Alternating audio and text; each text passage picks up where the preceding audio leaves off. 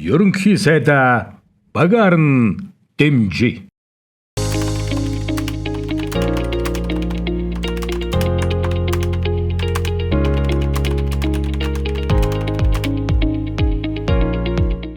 Бид нар ч нэг залуу хүмүүс шиг гинт одоо тийм орон цаас авах мөнгө байхгүй юм чи зөв юм шүү ер нь залуусаа дэмжээл.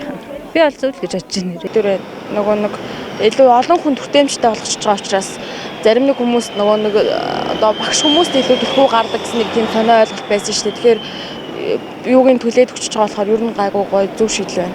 Мэдээж зөв шийдвэр байгаа. Саяны хэлээд байгаа нөгөө үндэсний баялагын сангаас ипотекийн зээлийг санхүүжүүлж байгаа нь бол залуу хүмүүсийн хувьд мэдээж зөв шийдвэр эхлэл байна гэж харж байна. Залуучуудад дэмжиж бас үнэхээр орон сууц байртай болгоод өгчвөл бас айгүй зөв шийдэл гэж харж байгаа.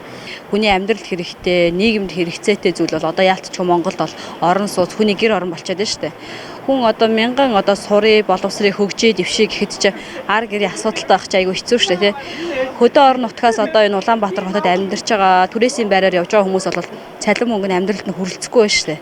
Тэгэх юм бол яг хүнээ олсон, яг очих ёстой хүндээ очивол ер нь болно шүү дээ, зөв. Ерөнхий сайдаа багаар нь дэмжиж.